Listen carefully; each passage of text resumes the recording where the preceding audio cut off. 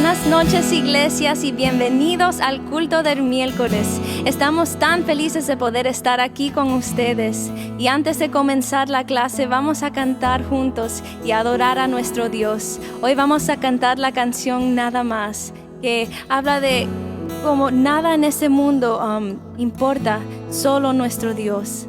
Así que únanse con nosotros y cantemos juntos esta alabanza. Me envuelve tu presencia, solo quiero estar ante tus pies. Me envuelve este momento santo, no me quiero ir. No busco bendiciones, Cristo, no me debes nada a mí, más de lo que tú puedas hacer. Te quiero a ti. Cantemos juntos, lo siento. Lo siento por andar por sentimientos, lo siento por cantar sin adorar. Llévame hasta el inicio, abro mi corazón a ti, oh, a ti, Cristo. Lo siento por buscar lo mío primero, lo siento por olvidar que bastas tú. Llévame hasta el inicio, abro mi corazón a ti, a ti. Me envuelve tu presencia, solo quiero estar ante tus pies. Me envuelve este momento santo y no me quiero ir. No busco bendiciones, Cristo, no me debes nada a mí, y más de lo que tú puedas hacer. Te quiero a ti, te quiero a ti. Nada más, nada más, nada quiero más. Te quiero a ti, nada más, oh, nada más, nada quiero más. Te quiero a ti y nada más, oh, nada más, nada quiero más. Te quiero a ti y nada más.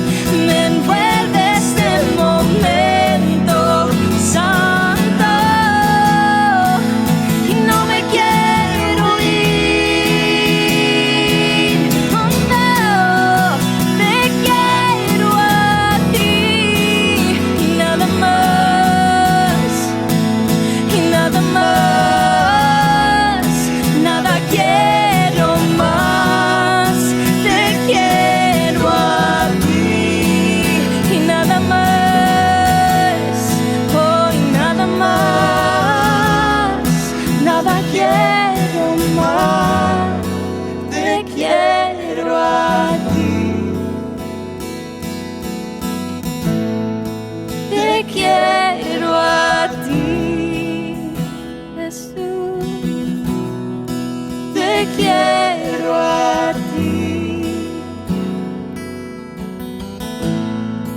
te quiero a ti, a ti, a ti.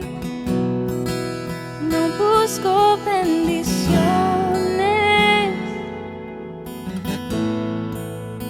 Cristo, no me debes nada a mí, más de lo que tú puedes hacer. Te quiero a ti, te quiero a ti, te quiero a ti, te quiero a ti, te quiero a ti.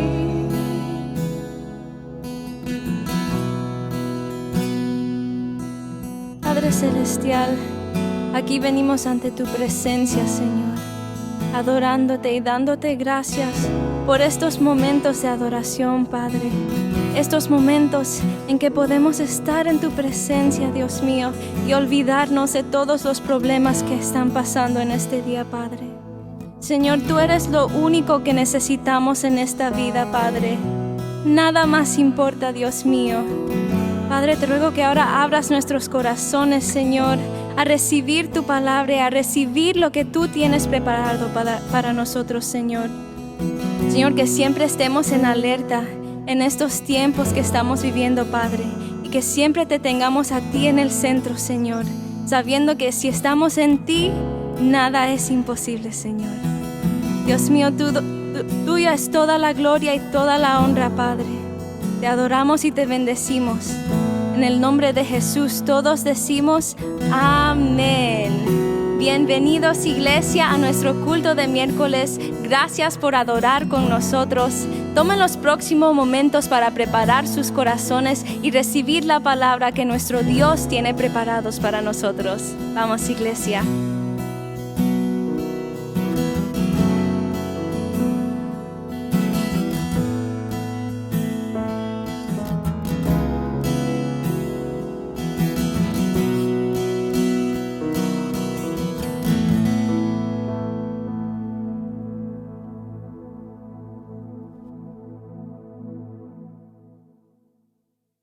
Buenas tardes, mis hermanos queridos. Dios les bendiga en este día, en esta hermosa tarde que el Señor ha creado para que tú y yo nos regocijemos en Él. Le damos gracias a Dios por este pequeño pero hermoso tiempo de adoración.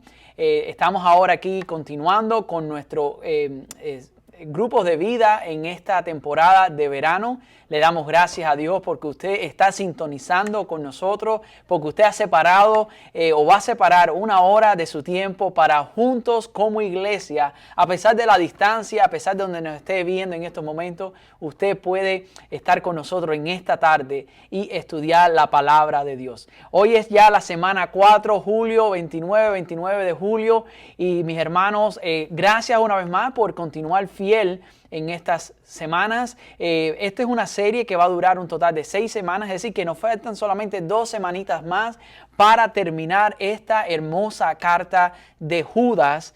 Y es una serie que, como hemos dicho anteriormente, titulada Estén alerta.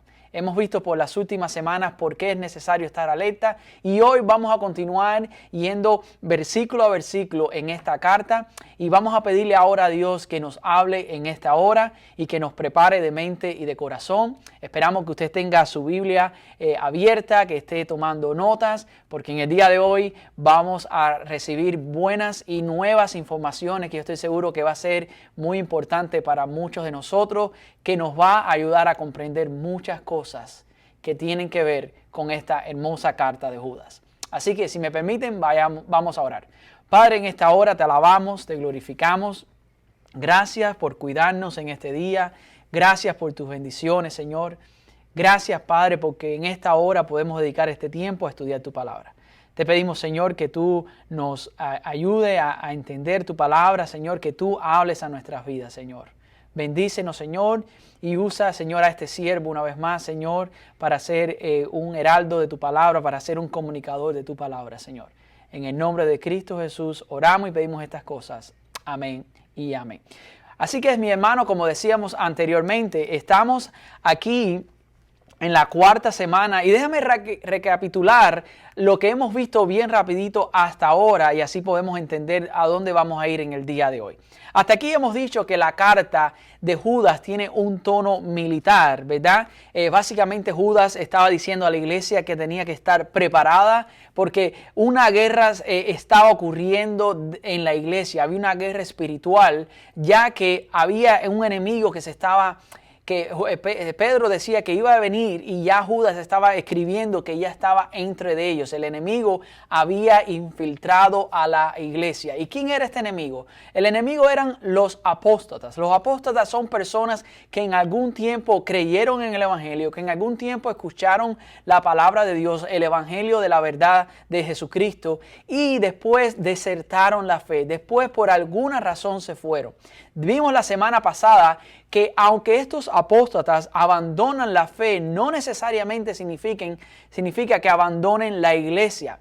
Algunos están en la iglesia por un tiempo y después la dejan eventualmente. Dijimos la semana pasada pero que muchos permanecen en la iglesia con un propósito. Y ese propósito era de propagar sus herejías corruptas. El propósito de estas herejías es destruir a la iglesia del Señor, a la iglesia que Jesús compró con su sangre.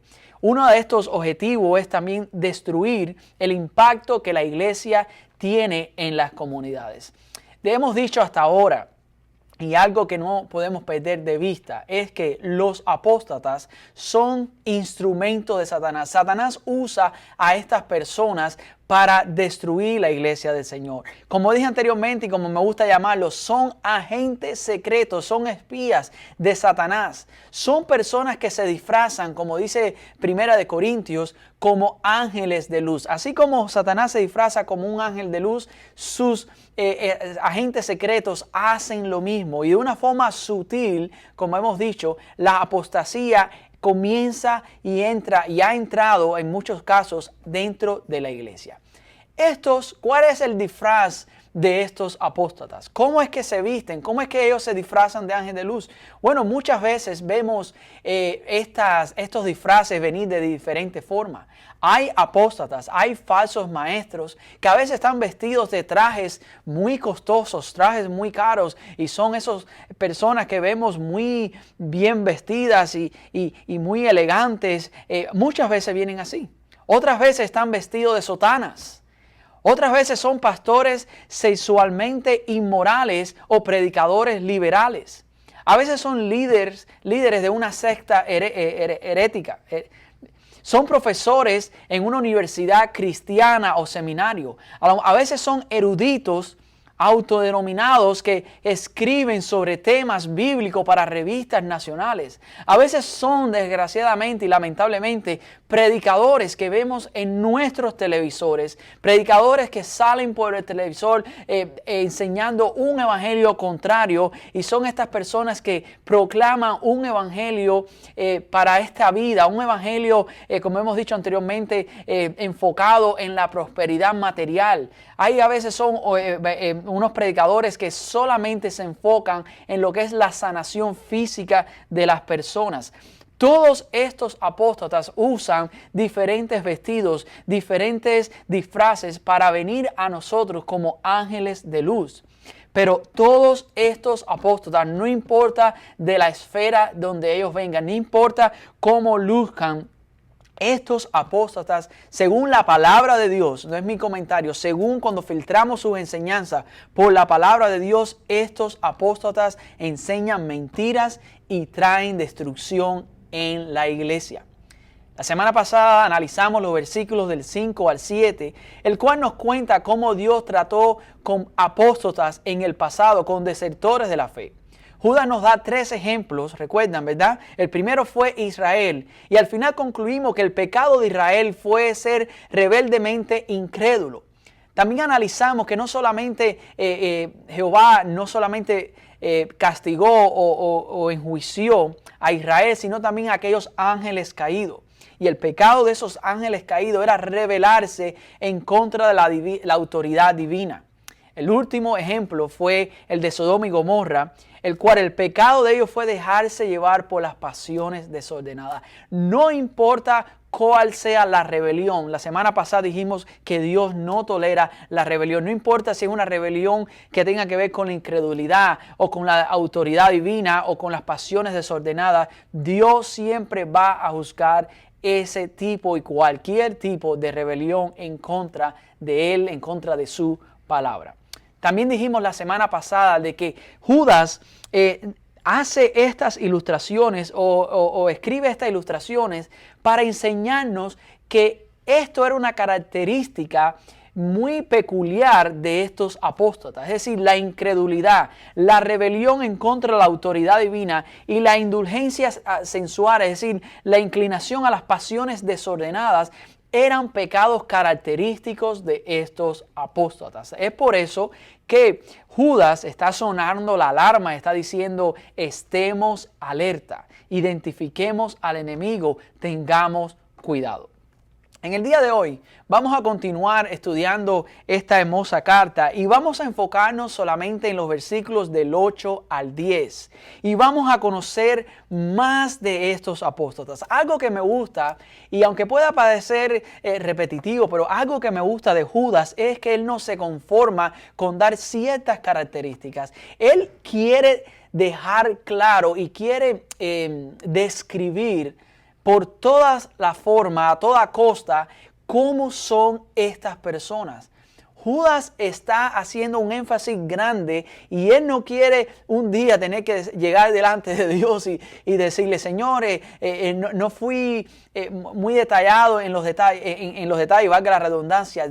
Judas quiere dar lo más posible, quiere describirlo hasta al pie de la letra para que tú y yo estemos alerta. Es por eso que en el día de hoy vamos a conocer más a estos apóstatas y vamos a analizar ahora la naturaleza de ellos. Vamos a verlos a ellos y vamos a ver su naturaleza según Judas. Antes de entrar ahí quiero decirle una anécdota. Hace unos meses atrás estaba yo en el patio de mi casa con mi hija Kylie y le estaba enseñando algunos de los árboles que tenemos en la casa. Y ustedes saben que como buen hispano y viviendo en la ciudad de Miami, por código, pudiéramos decir, estoy bromeando, por código, toda casa debe tener una mata de mango, ¿verdad? En el caso de nosotros, como somos muy buenos ciudadanos y respetamos mucho las leyes, en vez de tener una mata de mango, tenemos 2 matas de mango. Entonces, no solamente tenemos 2 matas de mangos, tenemos una mata de mamey, una mata de aguacate. ¿Qué es lo que sucede? Kylie ahora tiene 4 años, pero yo creo que cuando tenía 2 y medio, 3, estábamos en el fondo del patio y estaba enseñándole las matas. Y algo que ella, curioso y algo gracioso, es que cuando veía era para ella, al ver 2 matas de mango, ella piensa que todas las matas también son de mango, ¿verdad? Entonces ella me decía, papá, una mata de mango. Y yo, no, ese es aguacate. No, ese es mamey. Y algo que yo le enseñé en ese momento fue, mami, tienes que fijarte en las frutas de la mata para tú identificar qué tipo de mata es, qué tipo de árbol es. Porque desde afuera todos los árboles lucen iguales, ¿verdad? Ahora, sus frutos nos dicen qué tipo de árbol es. Mis hermanos, lo mismo sucede en la Biblia, lo mismo sucede en la vida espiritual, en la iglesia. Jesús nos dijo en cierta ocasión que nosotros íbamos a conocer a los falsos maestros según sus frutos. Desde afuera todas las personas pueden parecer iguales, todos los líderes religiosos, todas las religiones pueden parecer iguales. Incluso hay personas que dicen eso, todas las religiones llevan a Dios, por supuesto, sabemos que eso no es correcto. Todas las religiones enseñan lo mismo, todos los líderes buenos o malos son iguales. No, porque los frutos determinan qué clase de persona y cómo es la fe de esta persona. Prácticamente eso es lo que vamos a ver en el día de hoy. Judas nos está diciendo que por los frutos vamos a conocer a estos apóstatas. Comenzando en Judas versículo 8, leemos lo siguiente. No obstante, de la misma manera, también estos hombres soñando contaminan su cuerpo, eso es lo que vamos a ver el día del primer fruto, contaminan su cuerpo, rechazan la autoridad y blasfeman de las majestades angélicas. En este versículo, antes de entrar en estos frutos, quiero analizar algo muy importante con ustedes. Este versículo podemos encontrar la causa de por qué estas personas dan esos frutos. Vamos a entender por qué estas personas se rebelan contra la autoridad de Dios. Vamos a ver cómo estas personas van detrás de las pasiones desordenadas. Vemos por qué estas personas son incrédulas, es decir, que no creen en la verdadera palabra de Dios. Y la clave está en el principio de este versículo 8, cuando dice que estos hombres soñando. Otra versión dice, estos hombres confían en su sueño. Lo que Judas está queriendo decir es que a estos falsos maestros, a estos apóstatas, se les identifican como soñadores, porque ellos básicamente rechazan la palabra de Dios, o al menos para ellos la palabra de Dios no es la autoridad final. Ellos pueden que tomen algo de la palabra de Dios, pero descansan también en otras cosas, las cuales vamos a ver a continuación. Estos falsos maestros, estos falsos predicadores, estos apóstatas, estas personas que manipulan a otras personas, estas personas que a lo mejor usted prende el televisor o ha escuchado de noticias de que van detrás de las masas y manipula a las masas, estas personas basan sus enseñanzas no en la palabra de Dios, pero en su propia experiencia, en su propia intuición. Vienen con su propia versión de la verdad. Basan sus enseñanzas en visiones imaginarias, en revelaciones imaginarias, en algunos casos en sueños que han tenido. Se basan sus enseñanzas en experiencias trascendentales o en alguna visión mística, en alguna revelación de sueño, en alguna visión.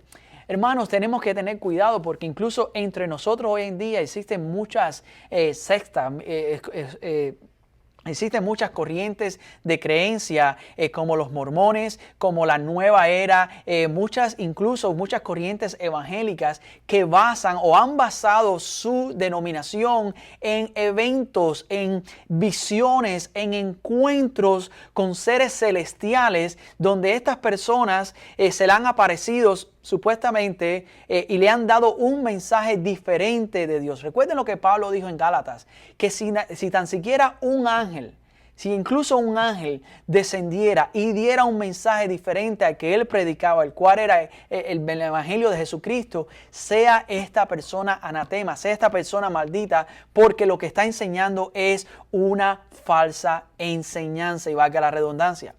La tendencia en nuestra cultura hoy en día es probarlo todo según la experiencia. Básicamente lo que dicen las personas o lo que decimos todos nosotros muchas veces caemos en este pensamiento es, si se siente bien, entonces debe ser bueno. Si algo nos hace sentir bien, entonces no debe haber ningún peligro en lo que estamos sintiendo. Y yo quiero llamar tu atención porque ¿no has notado que incluso ahora cuando vas a muchos restaurantes te mandan o te dan un recibo o te mandan por correo una encuesta para ver cómo fue tu experiencia? Yo sé que ellos lo hacen para mejorar, pero básicamente nosotros regresamos a los lugares dependiendo de cómo nos sentimos. Si nos sentimos a gusto, si nos hacen un buen trato, entonces regresamos al lugar. Entonces recomendamos el lugar. Y déjame decirte, yo estoy de acuerdo con esto, especialmente con Chick-fil-A. A mí me encanta ir a Chick-fil-A y que me manden esas encuestas, porque eso significa que cuando llene una encuesta me van a dar un sándwich gratis. Ya se pueden imaginar. Perdonen que hable de Chick-fil-A, es que a estas horas no he comido y el hambre está hablando por mí, ¿verdad? Pero a donde quiero llegar es, mis hermanos, y quiero citar a Jerry Vines, es un pastor bautista, fue presidente de la Convención Bautista de aquí en los Estados Unidos. En cierta ocasión él dice que la verdad bíblica no es probada por la experiencia. Más bien, nuestras experiencias deben ser probadas por la Biblia. A la hora de analizar la Biblia y las experiencias, debemos tener tres palabras en mente y tenerla no solamente en mente, sino en el orden correcto. Tenemos que tener las palabras hechos, fe y sentimiento en orden. Primeramente, hechos. Básicamente, ¿cuáles son los hechos? ¿Qué es lo que descubrir lo que dice la palabra de Dios? ¿Qué son esos hechos, esas cosas evidentes que hay en la palabra de Dios? Lo otro es, después le sigue la fe. Por fe voy a creer lo que Dios dice en su palabra. Y por último, los sentimientos juegan un factor importante. Por último, luego que Dios me va a dar los sentimientos que Él quiere que yo sienta. Pero en una cultura centrada en la experiencia, como dije anteriormente, el orden es al revés. Primeramente, la gente se va detrás de los sentimientos, de las experiencias que hayan tenido. Después viene la fe y por último verifican si el sentimiento está de acuerdo a la palabra de Dios y debe ser al revés. Mi hermano, quiero alertarte y decirte lo siguiente. Cuando confías en experiencias emocionales, en sueños, en visiones, en lugar de la verdad de Dios, vas en camino a la apostasía. Vas en camino a la apostasía. Por eso que tenemos que enseñar como iglesia. Como dije la semana pasada, cada iglesia debe ser un instituto bíblico. Nosotros tenemos la gran responsabilidad de enseñar la palabra de Dios. Y déjame decirte que la Biblia es la palabra inspirada de Dios. La Biblia es infalible. La Biblia es la verdad. La Biblia está completa. No hace falta añadirle nada. No hace falta poner o quitar nada. La Biblia es suficiente. Y dejarnos llevar por sueños, visiones y no la palabra de Dios es rebelarse contra Dios. Y eso es lo primero que dice Judas. Les quiero enseñar los frutos que dan estos apóstatas, pero déjame aclararte que estos frutos es consecuencia, es resultado de las visiones y de los sueños de las cuales estas personas basan sus enseñanzas. Y este es el llamado que Judas está haciendo y esto es lo que quiero compartir con ustedes. Como resultado de la rebelión de estos apóstatas, ellos producen frutos. En el día de hoy, como dije anteriormente, vamos a ver 3 frutos y vamos a hablar acerca de ellos. Fruto número 1, dice este versículo que profanan la carne. ¿Qué significa la palabra profanar? Significa ensuciar, mancillar. Es decir, que estas personas mancillan, ensucian la carne. Otra forma de decir esto es que viven para satisfacer su naturaleza pecaminosa. Estas personas viven para darle rienda suelta a sus deseos carnales. Viven para satisfacer, como dije anteriormente, el deseo de la carne. Pablo, en la carta a los Gálatas, miren lo que nos habla, o miren las descripciones que él habla acerca de los deseos carnales, de vivir para satisfacer los deseos de nuestra naturaleza pecaminosa. Gálatas 5, de 19 al 21, dice lo siguiente. Pablo decía, cuando sigues los deseos de tu naturaleza pecaminosa, los resultados son muy claros. ¿Cuáles son esos resultados? Inmoralidad sexual, impureza, placeres lujuriosos, idolatría, hechicería, hostilidad, disputas, celos, arrebatos de iras, ambición egoísta, disensión, división, envidia, borracheras, fiestas salvajes y otros pecados como estos. Dice Pablo en el versículo 21, dejarme, vuelvo a decir como lo hice antes, que cualquiera que viva ese tipo de vida no heredará el reino de los cielos. No heredará el reino de Dios. Básicamente, Pablo dice, tenemos que abstenernos de esa vida. Esa es la vida que este mundo brinda, pero Dios no se complace con ese estilo de vida. No trae bendición vivir ese estilo de vida. Y lo que dice Pablo, Judas, lo que está queriendo decir es que estas personas profanan la carne, es decir, sus enseñanzas te llevan a eso. Al principio puede ser una enseñanza piadosa, pero poco a poco van dejando que esta pudrición, estos pecados penetren sus vidas y van a justificar esas enseñanzas. Fruto número 2 de estos falsos apóstoles, de estos apóstatas. Fruto número 2 es que rechazan la autoridad, en este caso la autoridad divina. Básicamente, en otras palabras, desprecian el señorío de Dios, desprecian el señorío de Cristo en su vida. Como dije la semana pasada, muchas personas quieren venir a la iglesia para sentirse bien. Muchas personas quieren a Jesús solamente como un ticket para salir del infierno y llegar al cielo, pero no están dispuestos a someter sus vidas al señorío de Jesús. Y eso es lo que Jesús nos ha llamado a hacer. Jesús, cuando llamaba a sus discípulos, Él lo que le decía a sus discípulos era la siguiente frase: sígueme. Sígueme. Jesús no le decía, ven a ser parte de una religión, ve, te voy a dar un ticket para que llegues un día al cielo. Jesús decía, sígueme. Es decir, era un estilo de vida diferente, era someterse a la autoridad de Jesús. Estas personas, al rechazar la autoridad divina, se sentían libres de desobedecer la ley de Dios y vivir como a ellos le placía. Y déjame decirte, si vas a vivir una vida inmoral, tendrás que encontrar una doctrina falsa para poder salvar tu conciencia. Y esto es lo que hace estas personas. Estas personas, al rechazar la autoridad divina, creaban, y aún en nuestros días, crean falsas enseñanzas para justificar su estilo de vida. Aquellos que constantemente están en la idolatría, en la hechicería, en las impurezas, en las inmoralidades sexuales, en la envidia, en las borracheras, en las divisiones. Estas personas van a hacer todo lo posible y van a usar palabras de la Biblia y van a usar textos y van a combinar una cosa con la otra. Van a crear un pretexto, ¿verdad?, para justificar sus enseñanzas y sobre todo su estilo de vida. Por eso Judas nos dice, estén alerta, conozcamos a estas personas, a estos apóstatas, vamos a reconocerlos por sus frutos. Número 1 es que van a profanar la carne, número 2 es que van a rechazar la autoridad divina y número 3, que aquí es donde quiero basar todo el resto del estudio porque es algo bien intenso y bien importante, es que van a blasfemar las potestades superiores.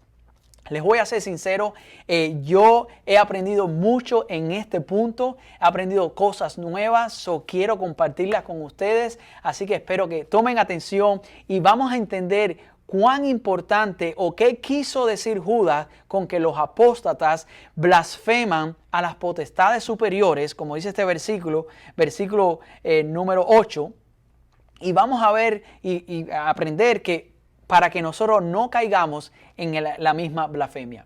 Primeramente, vamos a analizar esta palabra blasfemar. La palabra blasfemar viene del griego blasfemeo, que significa hablar mal de algo o de alguien. Estos apóstatas no solamente son inmorales, no solo son insubordinados, también son blasfemos. Cuando los miras de cerca, cuando tú analizas sus vidas y cuando tú analizas sus enseñanzas, te das cuenta que son blasfemos. Y la blasfemia implica más que tomar el nombre de Dios en vano. Muchas veces pensamos que blasfemar es tomar el nombre de Dios en vano y es mucho más que eso, sobre todo lo que nos enseña este versículo. También puedes blasfemar a Dios cuando lo hace hacia las majestades angélicas. ¿Qué es majestades angélicas? ¿Qué significa esta expresión? Esta palabra, esta expresión majestades angélicas en el griego original es la palabra doxa, donde nosotros tenemos la palabra doxología. La palabra doxología o doxa significa glorias. Esta frase podría referirse a las glorias de Dios, a la gloria de Cristo. Pero ¿a quién se refiere Judas cuando dice majestades angélicas? Bueno, la palabra ya nos está diciendo, nos está dando un detalle. Angélicas viene o está asociado con los ángeles. Con los ángeles.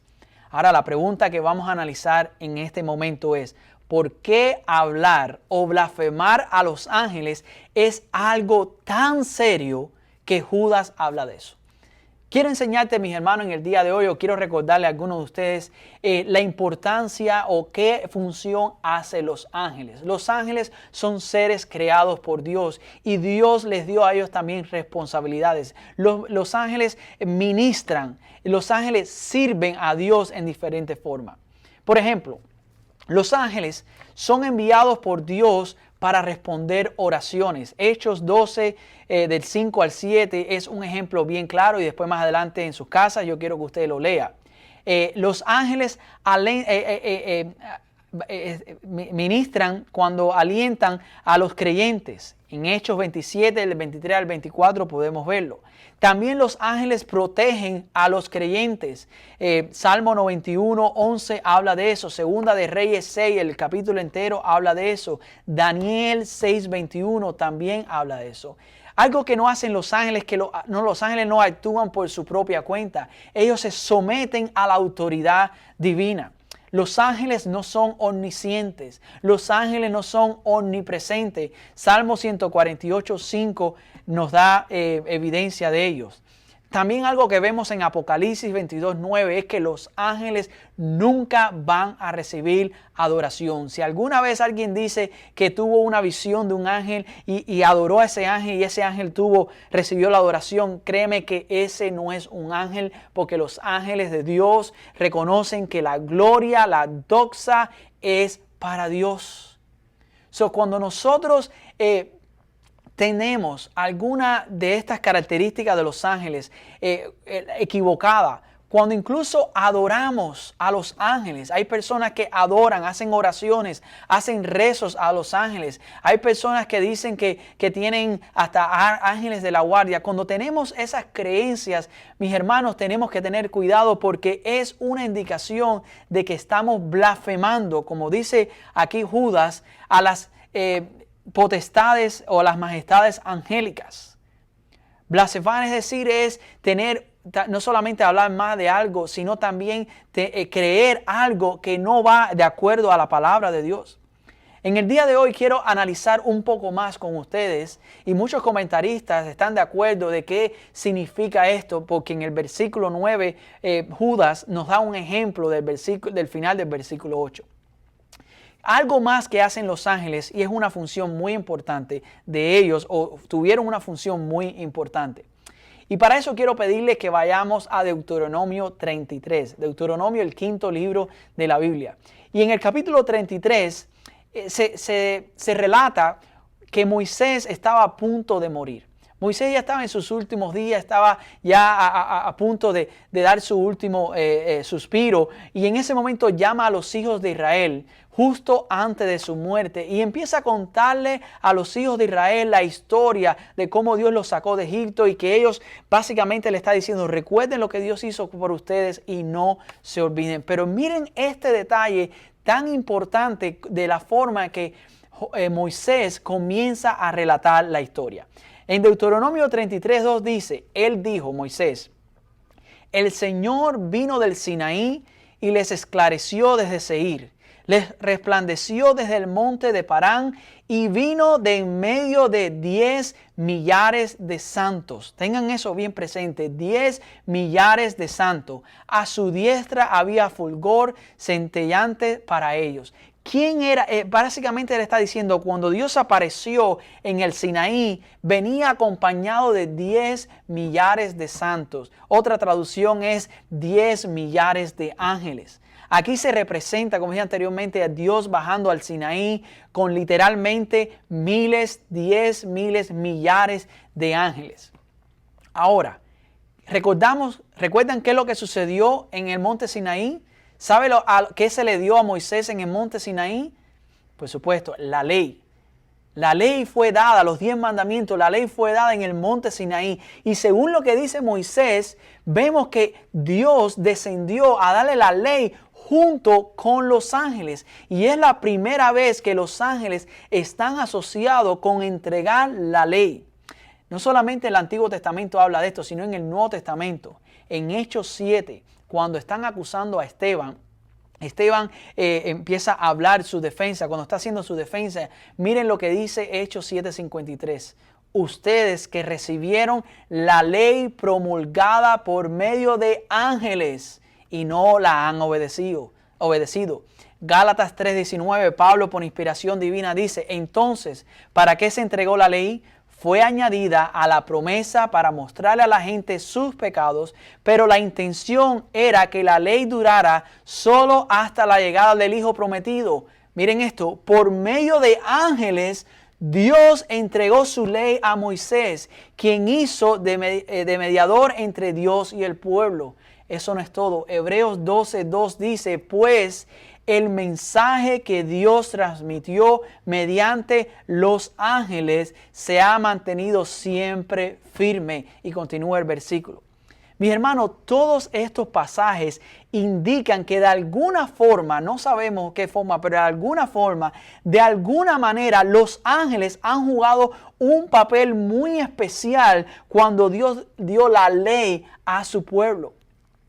¿Y por qué por qué Judas habla de blasfemar a los ángeles y de este punto? Porque falsas religiones muy a menudo reclaman que han recibido visiones, que han recibido revelaciones y sueños de ángeles. Como dije anteriormente, cuando usted conoce la historia del mormonismo y de otras sectas falsas que hay allá afuera, todas ellas comienzan de que un ángel les reveló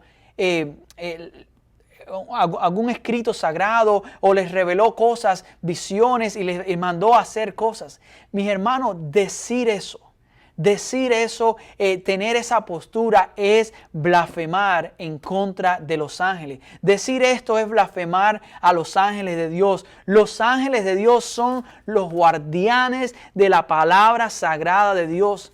Estos apóstatas, cuando dicen que han tenido conexión con ángeles, cuando estos apóstatas o estas personas que vemos en el televisor hablan de ángeles apareciéndosele y dándoles un mensaje diferente, y Dios tiene este mensaje para la iglesia, mis hermanos, no son ángeles, son demonios.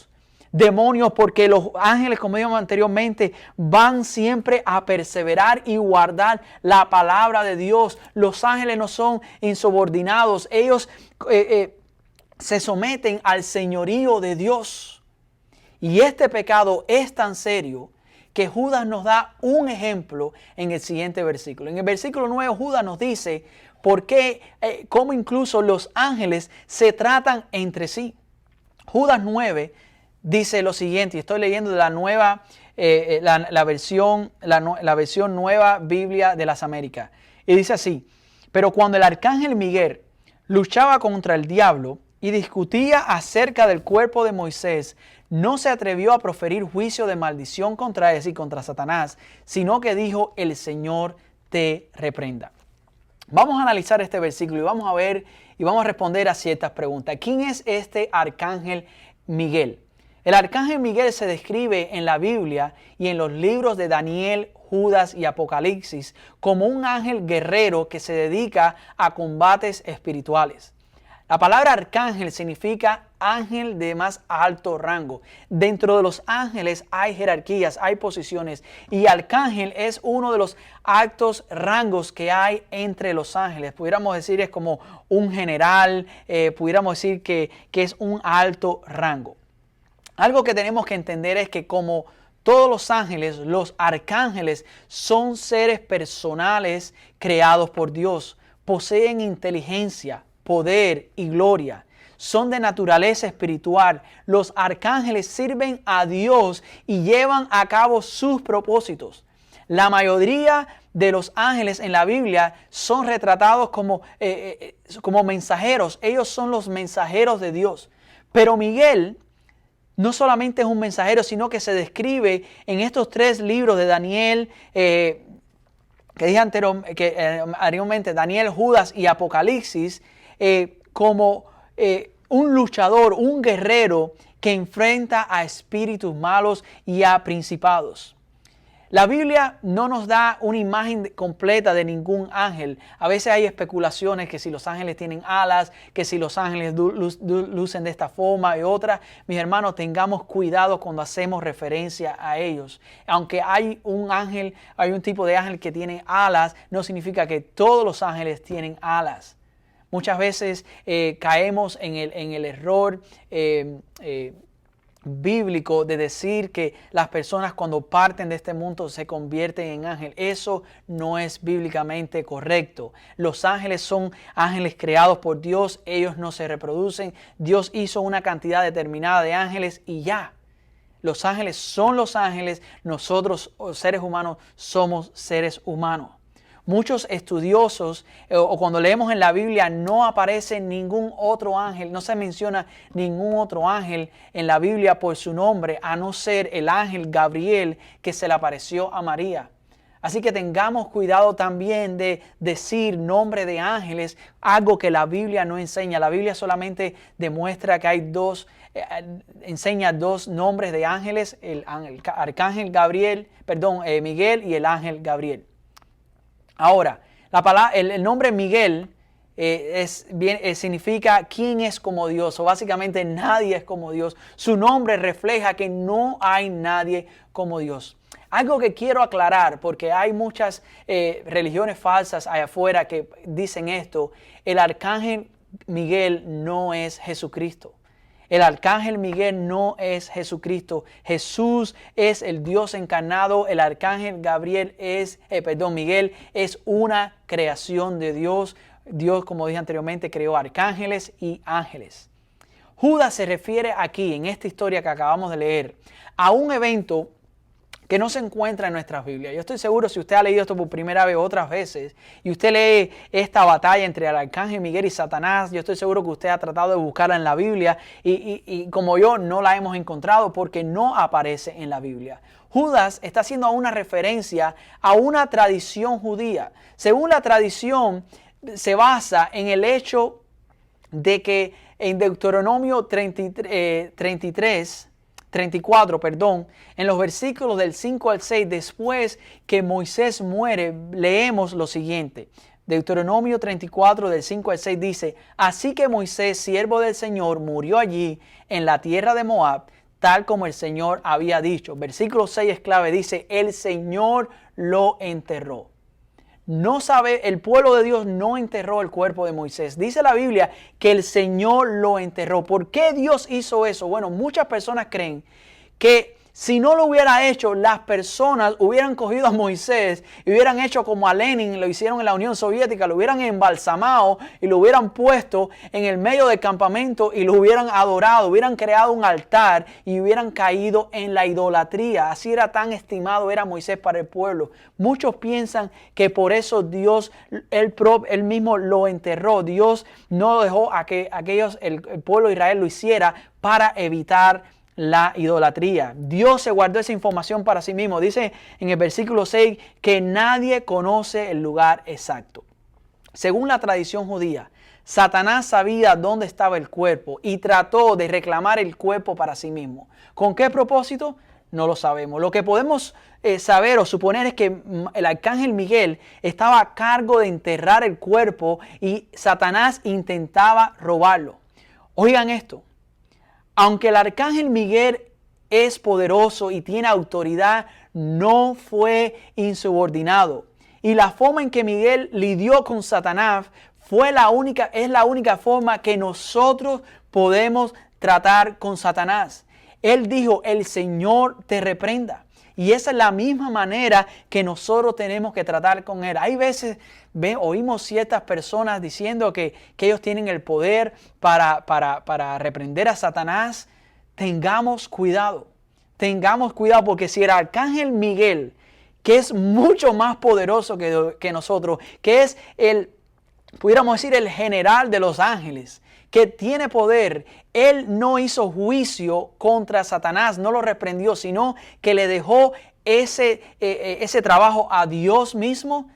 Eso nos enseña mucho que nosotros no deberíamos hacer nada con respecto. Él no reprendió a Satanás, sino se lo dejó a Dios. La frase "el Señor te reprenda" se encuentra en el libro del profeta Zacarías. Zacarías es el segundo libro, el penúltimo libro del Antiguo Testamento.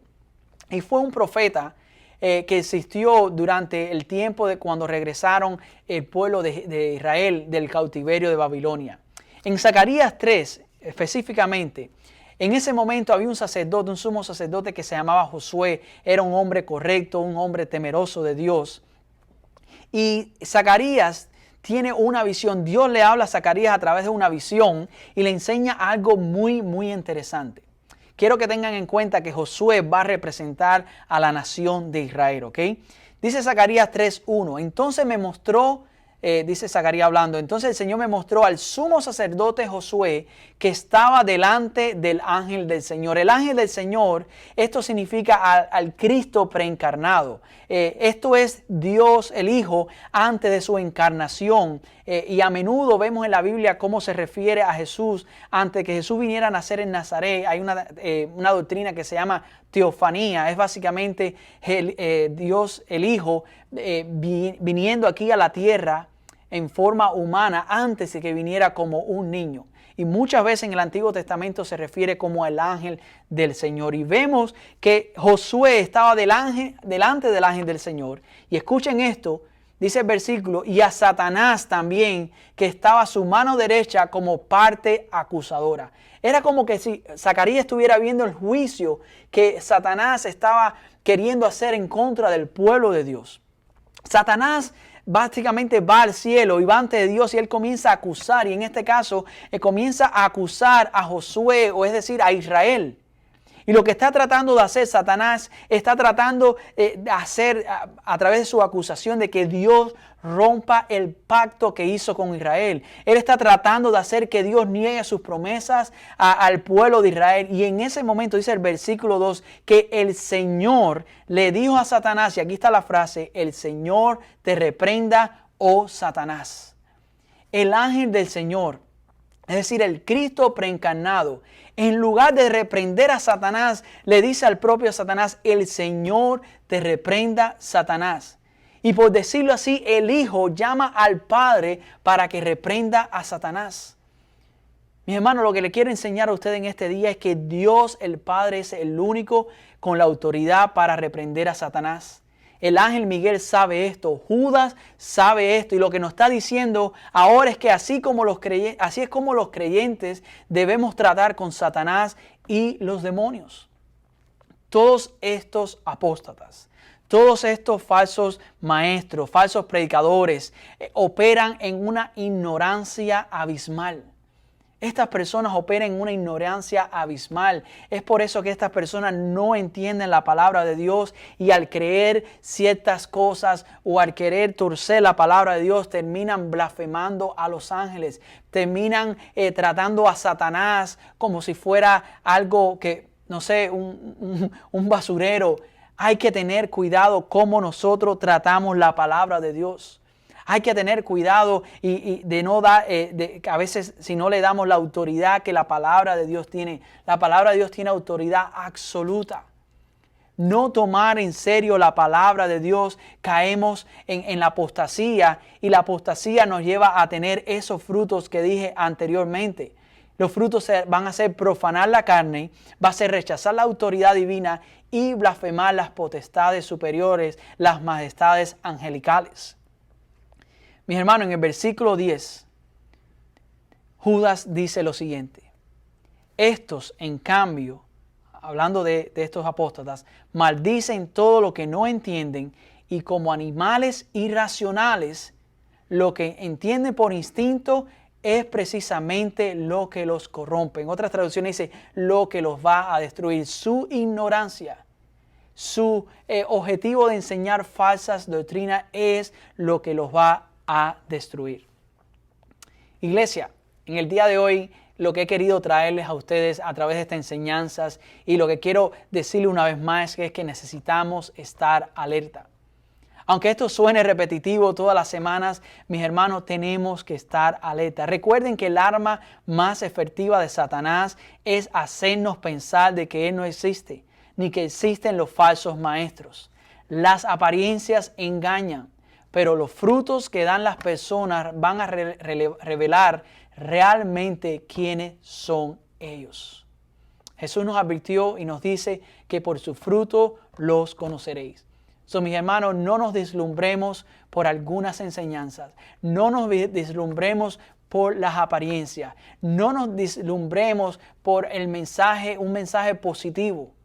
Muchas personas transmiten un mensaje positivo, pero detrás de ese mensaje positivo no está Dios, sino está el mismo Satanás. Quiero exhortarte a que estemos alerta, a que continuemos estudiando su palabra y estemos con los ojos abiertos y no nos dejemos llevar por ningún viento de falsa doctrina. Hasta aquí va a ser la enseñanza en el día de hoy. Esperamos que la enseñanza de hoy haya sido de bendición para tu vida. No te preocupes, vamos a continuar la próxima semana, en verdad las próximas 2 semanas. Y es mi deseo que hoy el Señor habla a tu vida. Es mi deseo que ahora vayas de nuevo a las notas y abundes más y más en su palabra. Dios te bendiga. Nos vemos el próximo miércoles a las 7 de la noche. Bendiciones.